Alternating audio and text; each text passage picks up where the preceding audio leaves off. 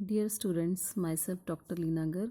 This is lecture 2 for this solved questionnaire of HSBT e-learning text booklet for the physics subject for the engineering diploma first year students, which is common to all the engineering branches. We were talking about the chapter 11 electromagnetism, and we had started with the short answer type questions. We have already discussed these first 4 short answer type questions. Now let us come to this question number 5th. What is magnetic susceptibility? How we define the magnetic susceptibility? It is the property which determines how easily a specimen can be magnetized. It is given by the ratio of intensity of magnetization and applied magnetic field. So Xi is given by I over H, where I is the intensity of magnetization and H is the applied magnetic field. So dear students, you should understand over here that this magnetic susceptibility, it is denoted by the symbol Xi. This curly X, we call it as the Xi, CHI, Xi. And what it gives us, it gives how easily a specimen can be magnetized. किसी भी material को हम कितना easily, अगर हम उसको magnetic field के अंदर रखते हैं तो वो कितना ईजिली मैग्नेटाइज हो जाता है। ये प्रॉपर्टी हमें उस चीज़ के बारे में बता रही है कि कोई मटेरियल कितना ईजिली मैग्नेटाइज हो सकता है when we place that material in a magnetic field. And how we define it, it is given by Xi is equal to I over H. So in I is intensity of magnetization and H is the applied magnetic field. So H is that field जिस field के अंदर हमने उस specimen रखा हुआ है। Suppose ये specimen हमने रखा है और ये फील्ड हम अप्लाई कर रहे हैं, तो इस फील्ड में ये स्पेसिमन कितनी इंटेंसिटी ऑफ मैग्नेटाइजेशन एक्वायर कर लेता है, दैट इज़ कॉल्ड आई। कितना वो मैग्नेटाइज हो जाता है, दैट इज़ कॉल्ड आई। एक फील्ड जो हम बाहर से लगा रहे हैं, बाहर से लगाने के बाद उस स्पेसिमन के अंदर कितनी मैग्नेटाइजेशन बिल्डअप हो रही है, कितना वो मैग्नेटाइज इजीली हो पा रहा है, that gives us the measure of I. So I over H gives us Xi, and Xi is called magnetic susceptibility. So this was question number 5. Let us come to the question number 6. Write some applications of EMI. What is EMI over here? EMI is the electromagnetic induction. कभी कभी questions जब आपको paper में आएंगे तो उसमें EMI word short में लिखा होगा, तो you should understand what is EMI. It is the electromagnetic induction. और कभी कभार हो सकता है ये फुल फॉर्म में भी वहाँ पे लिखा हो। तो कुछ एप्लीकेशंस बेटा ये आप लोगों को याद रखनी पड़ेंगी। इलेक्ट्रोमैग्नेटिक इंडक्शंस, ये फिनोमिना जो है किस किस एप्लीकेशंस के लिए यूज़ हो सकता है। तो few of the applications I have mentioned over here. Let us start with the very first. It is used in power circuits and communication devices.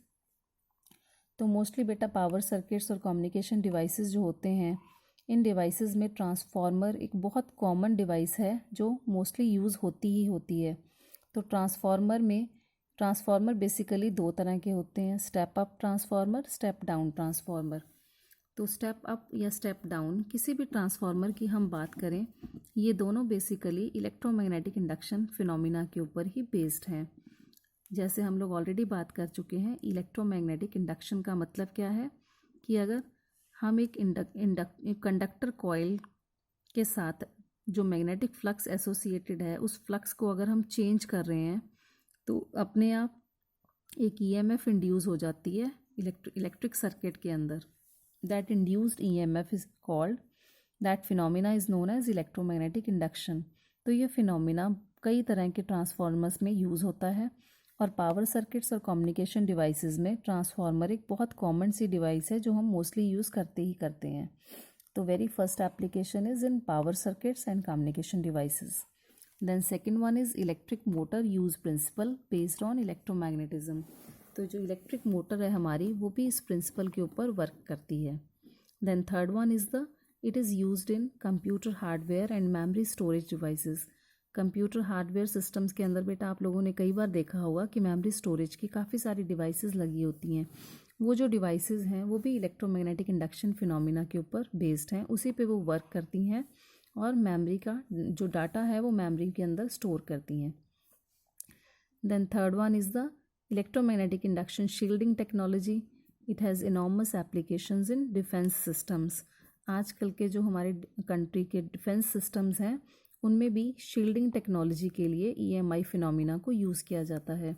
इसके अलावा बेटा आजकल इलेक्ट्रिक जनरेटर्स जो हैं, इलेक्ट्रिक इंडक्शन कुकर्स जो हैं, इंडक्शन हीटर्स आ रहे हैं, तो EMI के ऊपर बेस्ड बहुत सारी एप्लीकेशंस, बहुत सारे यूजेस हो सकते हैं जो आप अपनी तरफ से भी लिख सकते हैं। मैंने यहाँ पे बहुत थोड़े से मेंशन किए हैं, तो आपको अपनी तरफ से जो भी कोई EMI इलेक्ट्रोमैग्नेटिक इंडक्शन के ऊपर बेस्ड एप्लीकेशंस या यूजेस मिलते हैं वो आप इसमें नोट कर सकते हैं। अदरवाइज़ आप इनको भी थोड़े से जो मैंने यहाँ पे मेंशन किए हैं, you should remember these also.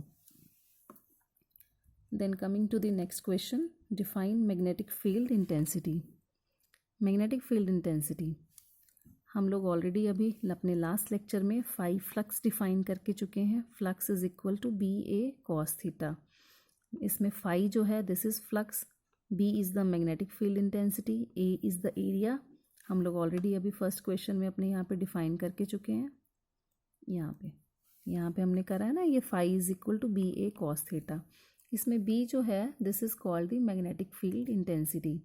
अब इस फॉर्मूले से अगर आप लोगों को B निकालनी है तो ऑब्वियसली फाई के नीचे ये जो फैक्टर बचा है इसको आप जाके डिवाइड कर दोगे, जो हमने यहाँ पे अभी रिप्रेजेंट किया है इन क्वेश्चन नंबर 7।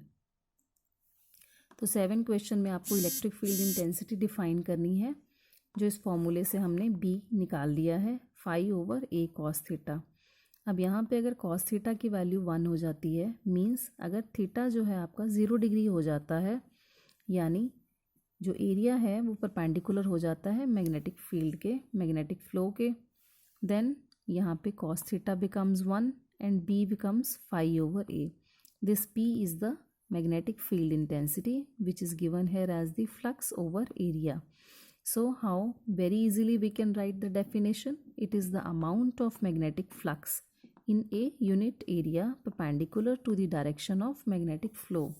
और simply आप इसको ये भी लिख सकते हो, magnetic field intensity is defined as the amount of magnetic flux per unit area when the area is held perpendicular to the direction of magnetic flux, magnetic field. तो जैसे भी बेटा आप लोग अंडरस्टैंड करते हो, डेफिनेशन आप अपने अकॉर्डिंग भी लिख सकते हो, या अगर आपको ये इजी लग रही है ये डेफिनेशन भी आप लिख सकते हो। It doesn't matter, the point is that आप लोगों को अंडरस्टैंडिंग होनी चाहिए कि phi equal to BA cos theta से हमने B निकाला है and B is the magnetic field which is given over here phi over A cos theta. और अगर cos थीटा 1 हो जाता है then B is equal to phi over A simply.